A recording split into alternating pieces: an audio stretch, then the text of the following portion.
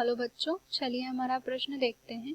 तो हमारा प्रश्न दिया है यहाँ पर कि मरुद्भिदीय तथा युग्मकोद्भिदी से आप क्या समझते हैं। इस प्रश्न के अंतर्गत जो यहाँ पर दो शब्द लिखे हैं, इन शब्दों की अगर बात करें तो पहला जो हमें दिया है वो तो यहाँ पर दिया है मरुद्भिदीय, और दूसरे की अगर बात करें तो वो हमें यहाँ पर दिया है युग्मकोद्भिद। तो यहाँ पर जो युग्मकोद्भिद दिया है, तो इस प्रश्न की हम बात करें तो इसके अंतर्गत हम यहाँ पर कह सकते हैं कि हमें जो है दो परिभाषाओं के बारे में पूछा है, मरुद्भिदीय पादप तथा युग्मकोद्भिद क्या होते हैं।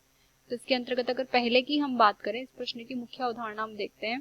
प्रश्न की मुख्य अवधारणा के अंतर्गत हम यहाँ पर कह सकते हैं कि सामान्य रूप से जो पादप होते हैं, तो इन पादप का जो यहाँ पर वर्गीकरण किया जाता है, इस वर्गीकरण के अंतर्गत जो है विभिन्न प्रकार की जो है अवस्थाएं तथा यहाँ पर जो है इनके लक्षण देखे जाते हैं।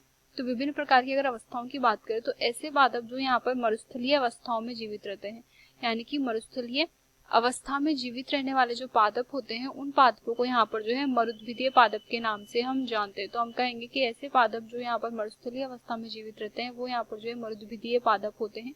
और जो मरुद्भिदीय पादप होते हैं, इनमें यहाँ पर विशिष्ट प्रकार के जो है अनुकूलन पाए जाते हैं। इन अनुकूलन के अंतर्गत हम यहाँ पर कह सकते हैं कि ये जो है शुष्क व मरुस्थलीय अवस्था में रह सकते हैं। जैसे कि अनुकूलन के अंतर्गत हम यहाँ पर कह सकते हैं कि इनमें यहाँ पर जो पत्तियां होती है वो कांटेदार प्रकार की होती है। तो कांटेदार यहाँ पर पत्तियां होती हैं, जिससे वाष्पोत्सर्जन की दर कम हो जाती है। इसके अतिरिक्त हम कहेंगे कि रंध्र जो होते हैं उनकी संख्या यहाँ पर जो है कम होती है, तो इनमें रंध्रों की संख्या यहाँ पर कम होती है। इसके अतिरिक्त हम कहेंगे कि पानी की आवश्यकता जो होती है वो भी इनको यहाँ पर जो है कम होती है। इनका शरीर इस प्रकार से निर्मित होता है कि इन्हें पानी की आवश्यकता जो है वो यहाँ पर कम होती है। इसके अलावा जो अगला शब्द हमें दिया है वह यहाँ पर दिया है युग्मकोद्भिद। तो अगर हम बात करें यहाँ पर जो है युग्मकोद्भिद की, तो युग्मकोद्भिद के अंतर्गत हम यहाँ पर कह सकते हैं कि सामान्य रूप से यहाँ पर जो युग्मकोद्भिद अवस्था होती है, यह होती है कि जब पादप होता है, इसके अंतर्गत हम बात करेंगे कि हमारा जो पादप है वो यहाँ पर अगुणित प्रकार का है। अब पादप यहाँ पर अगुणित प्रकार का है, इसके अतिरिक्त यहाँ पर कहेंगे कि पादप की जो संरचना होगी वो यहाँ पर जो है बहुकोशिकीय और सभी कोशिकाएं यहाँ पर जो है अगुणित प्रकार की है।